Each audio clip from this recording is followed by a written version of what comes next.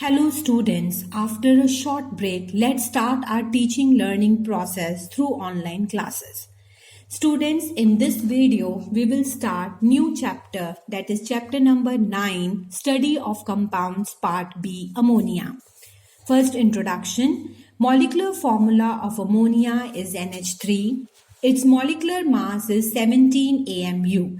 14 of nitrogen and 3 of hydrogen. Therefore, the molecular mass is 17 AMU. Lewis dot structure. Nitrogen has 5 electrons in the valence shell. Out of 5 electrons, 3 electrons it shares with hydrogen, forming a single covalent bond, and one pair of electron is left, that is known as lone pair. Molecular structure. After overlapping with hydrogen, nitrogen has 8 electrons in the last shell and hydrogen has 2 electrons in the last shell. As a result of which, both nitrogen and hydrogen are stable. Nitrogen obeys octet rule and hydrogen obeys duplet rule, thus forming 3 single covalent bond with hydrogen, and one pair of electron is left, known as lone pair. Now, occurrence. Ammonia occurs both in the combined as well as in the free state. In the free state, it is found in the air and in traces in natural water. In the combined state, many compounds such as ammonium chloride and ammonium sulfate are known. Ammonia and ammonium compounds being highly soluble in water, they do not occur as minerals. Note, the pungent smell of ammonia is due to the decay of organic matter.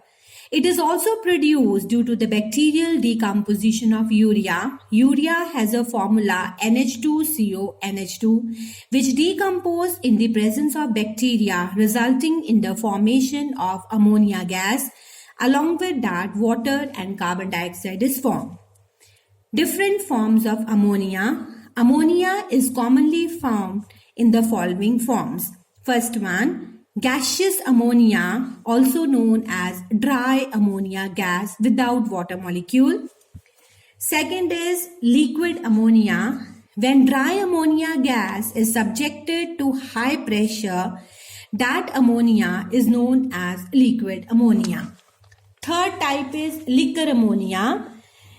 It is a saturated solution of ammonia in water. It is also known as 880 ammonia, which has a relative density of 0.880.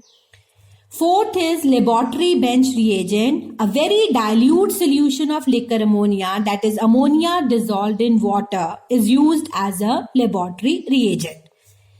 Next topic is preparation of ammonia gas. First, general methods of preparation.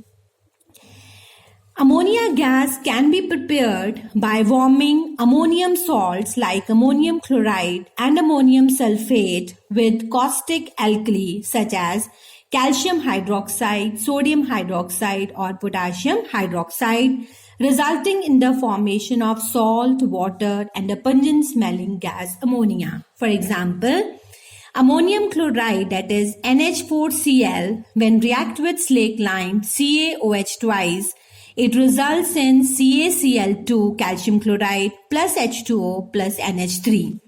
Same way, ammonium sulfate NH4 twice SO4 plus CaOH twice, it forms calcium sulfate, that is CaSO4 plus H2O plus NH3.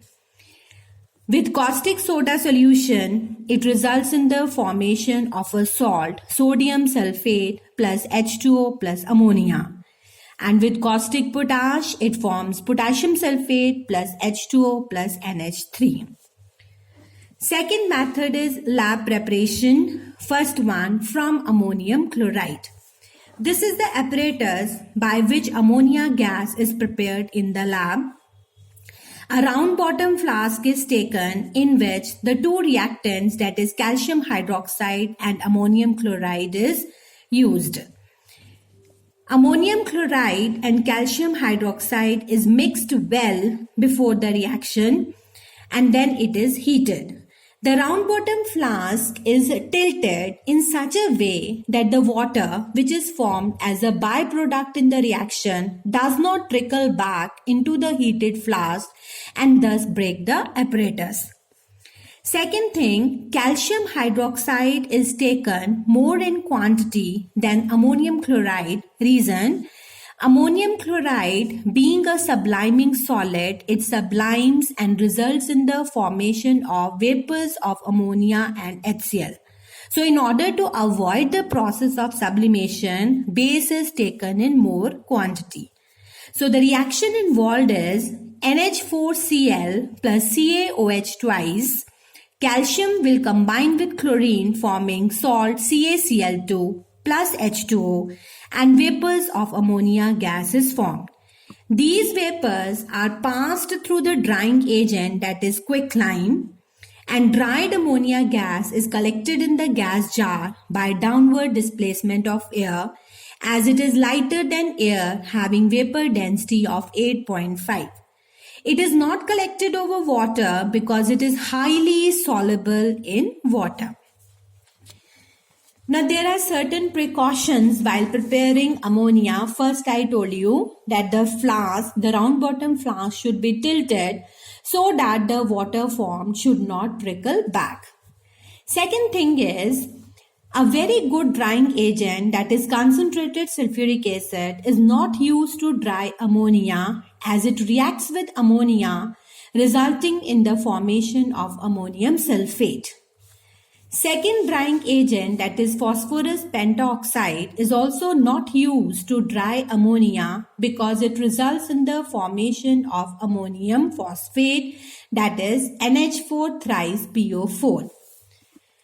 Calcium chloride is also not used as a drying agent to dry ammonia because it forms an addition compound, that is CaCl2.NH3. So instead of these three drying agents, we prefer to use quicklime to dry ammonia gas. Then note, as I have discussed the first point before also, that calcium hydroxide is taken in more quantity in order to counteract the loss by sublimation of ammonium chloride. Calcium hydroxide is preferred to other alkali as it is cheap and it is not deliquescent, that is, it does not absorb moisture like sodium hydroxide and potassium hydroxide. Third precaution is, all ammonium salts on heating with alkali will give ammonia gas except ammonium nitrate and ammonium nitrite. Ammonium nitrate on heating decompose to give us dinitrogen oxide, also known as laughing gas, along with that water is formed. Same way, ammonium nitrite on heating decompose to give us nitrogen and water. Students, with this, lab preparation of ammonia gas is completed. Thank you.